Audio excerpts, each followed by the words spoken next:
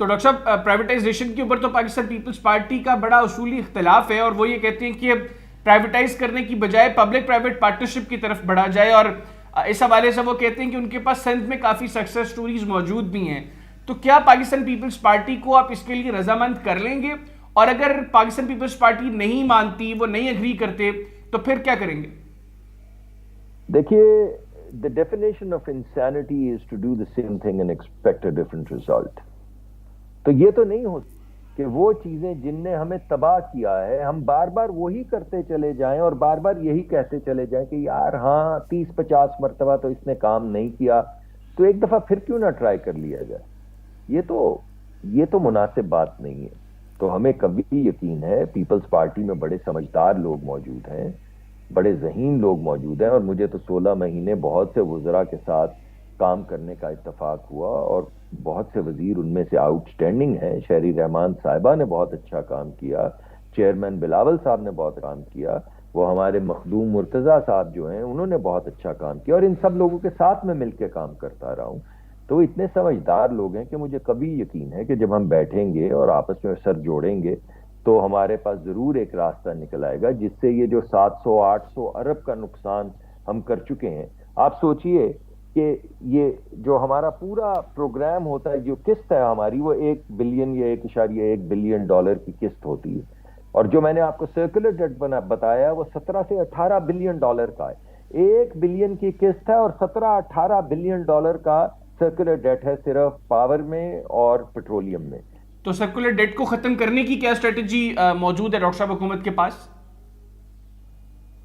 دیکھیے، 2 رویہ اسٹریٹجی ہے یا لایا عمل ہے اس وقت. پہلا تو یہ ہے کہ جتنی دیر میں اس کو پرائیویٹائزیشن، ڈسٹریبیوشن کمپنیز کو پرائیویٹائزیشن یا کنسیشنز کی طرف لے کر جا رہے ہیں، یا اسی طرح کی چیز ہم بہت جلد ایک اسٹریٹجی گیس سیکٹر کے لیے بھی آپ کے سامنے لے کر آئیں گے. اس دورانیے میں ہمیں چوری روکنی ہے، کیونکہ چوری جو ہے نا اس کی قیمت آپ ادا کرتے ہیں. جب آپ کے محلے میں کوئی کنڈا لگاتا ہے تو آپ سمجھ لیں کہ اس کا بل آپ دے رہے ہیں، ایسا نہیں کہ وہ بجلی چوری کر رہا ہے، وہ بل آپ سے وصول کر رہا ہے، آپ کے بچوں سے وصول کر رہا ہے، چاہے وہ ٹیکس کی شکل میں ہو یا سرکولر ڈیٹ کی شکل میں ہو یا بجلی کی قیمت کی شکل میں ہو. اور سب سے بڑا بوجھ جو ہے وہ بجلی کی قیمت کی شکل میں آتا ہے. تو یہ جو آپ کو نظر آتی ہے نا بجلی کی اتنی مہنگی قیمت اور لوگ آہو فغاں کر رہے ہوتے ہیں، تو ان کو یہ جان لینا چاہیے کہ بہت بڑی بجلی کی قیمت جو ہے وہ ان لوگوں کی وجہ سے جو آپ کی نظروں کے سامنے کنڈا ڈالتے اور چوری کرتے ہیں. تو اس کی ایک اسٹریٹجی لی گئی ہے. اسٹریٹجی یہ ہے کہ ہم ہر ٹرانسفارمر کے اوپر ایک سمارٹ میٹر لگائیں گے. ہمارے جتنے بھی گریڈ سٹیشن اور فیڈر ہیں وہ آلریڈی سمارٹ میٹر پہ چل رہے ہیں. ہمارے پاس ایک ایک الیکٹران کا حساب ہے جو وہاں سے گزرتا ہے. اب ہم ٹرانسفارمر کے اوپر میٹر لگا دیں گے تو ٹرانسفارمر کے آگے جو چوری ہوتی ہے اس کے لیے جو ٹرانسفارمر کا مالک ہے، جو وابڈا کا ملازم یعنی ڈسٹریبیوشن کمپنیز کا ملازم، وابڈا تو اب اس کو نہیں دیکھتی، جو ڈسٹریبیوشن کمپنیز یا ڈسکوز کے جو افسران ہیں جن کے پاس 100 ٹرانسفارمر کی ذمہ داری ہے، وہ اس کی پروفٹ اینڈ لاس سٹیٹمنٹ دیں گے. یعنی ان کو ایک ایک الیکٹران کا حساب دینا ہوگا. تو جب آپ پروفٹ اینڈ لاس سٹیٹمنٹ کو لے جائیں گے ٹرانسفارمر کی لیول پہ، اور ایک افسر کو یا ایک بندے کو، لائن مین کو، جب یہ 100 ٹرانسفارمر کا ایک ایک الیکٹران کا حساب دینا ہوگا کہ یہ کہاں گیا، بل ہوا، پیسے واپس آئے یا نہیں آئے، تو بہتری ہوتی چلی جائے گی اور ساتھ کے ساتھ ہم پرائیویٹائزیشن کی طرف چلتے چلے جائیں گے. اچھا ڈاکٹر صاحب، امریکی کانگریس میں جو ہیئرنگ ہوئی پاکستان کو لے کر، اس میں کانگریس مین نے یہ کہا کہ یو ایس ایمبیسڈر کو جیل میں جا کر عمران خان صاحب سے ملاقات کرنی چاہیے اور ان کا حال احوال پوچھنا چاہیے.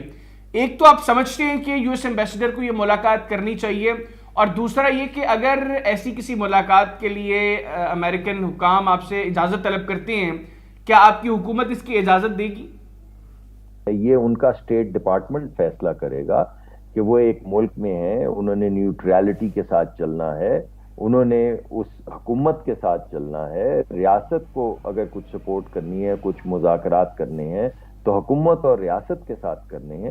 تو یہ فیصلہ تو ان کا ہے کہ وہ کسے ملتے ہیں، کب ملتے ہیں، کیسے ملتے ہیں. مجھے اس کے قوانین کا نہیں پتا کہ غیر ملکی جو لوگ ہوتے ہیں، بالخصوص جو ایمبیسڈرز ہوتے ہیں، ہمارے لیے قابل عزت ہیں، لیکن کیا وہ جیل میں جا کے ملتے ہیں؟ کیا یہ روایت ہے؟ کیا یہ قانونی ہے؟ کیا ایسا ہونا چاہیے؟ جب وہ یہ اجازت مانگیں گے تو ان تمام چیزوں کو دیکھا جائے گا. کیونکہ مجھے کوئی لیگل پوزیشن پتہ نہیں ہے، روایت کا بھی معلوم نہیں ہے اور قانونی پوزیشن بھی نہیں پتہ، اس وجہ سے میں ذرا اس پہ بھرپور تبصرہ نہیں کر رہا. اگر آپ یہ سوال میرے پاس چھوڑ جائیں تو میں لا منسٹری سے اور باقی دیگر اداروں سے پوچھ کے آپ کو اگلی مرتبہ ضرور بتا دوں گا.